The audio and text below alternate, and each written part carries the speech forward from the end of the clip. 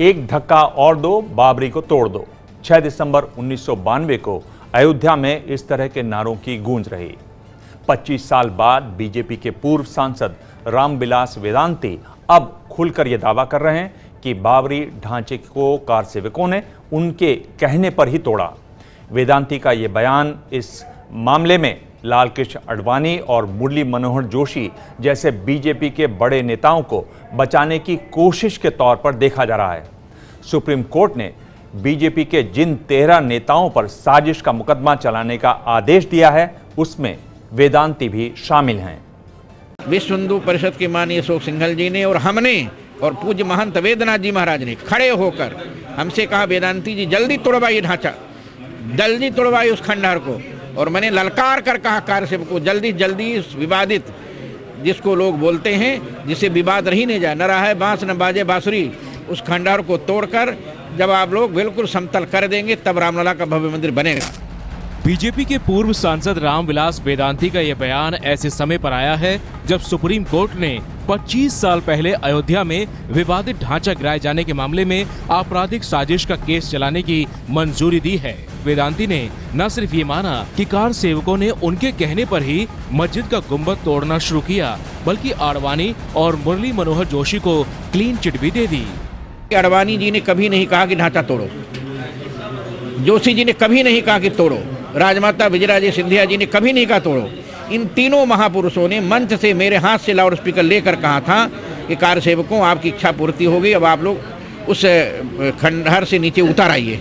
तीनों लोगों ने एक स्वर से कहा था, लेकिन किसी भी कार सेवक ने इनकी बात को नहीं माना। इंडियन एक्सप्रेस के फोटोग्राफर रहे प्रवीण जैन की इस तस्वीर में मुरली मनोहर जोशी, लाल कृष्ण आडवाणी और विजय राजे सिंधिया मंच पर बैठे दिख रहे हैं। वहीं इन तस्वीरों में हाथ में हथौड़े और फावड़े लिए कार सेवक मस्जिद की तरफ बढ़ते हुए दिख रहे हैं। 6 दिसंबर 1992 को लाखों कार सेवकों की भीड़ विवादित ढांचे के पास पहुंच चुकी थी।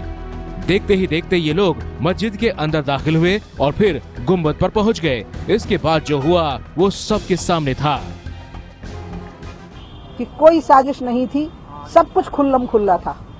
राम जन्मभूमि आंदोलन के बड़े नेता वेदांती ने तो यहाँ तक कह दिया है कि 5 दिसंबर 1992 को तत्कालीन प्रधानमंत्री नरसिम्हा राव ने भी उन्हें ढांचा तोड़ने के लिए कह दिया था।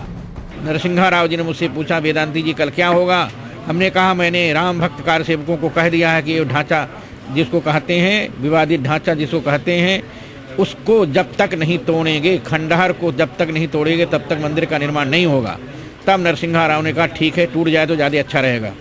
हमने नरसिम्हा राव से कहा कि आप अपनी सेना को अयोध्या मत भेजिएगा, यदि सेना आएगी तो कार सेवक इधर उधर हो जाएंगे।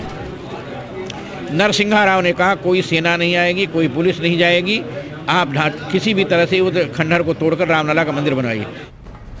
25 साल पुरानी उस घटना को लेकर तब 2 मुकदमे दर्ज हुए थे, एक अज्ञात कार सेवकों के नाम और दूसरा बीजेपी के बड़े नेताओं के नाम। सुप्रीम कोर्ट ने अब इन सभी पर साजिश का मुकदमा चलाने का आदेश दिया है, लेकिन ये मुकदमा शुरू होने से पहले ही मस्जिद गिराने का दावा करने वाले लोग सामने आने लगे हैं।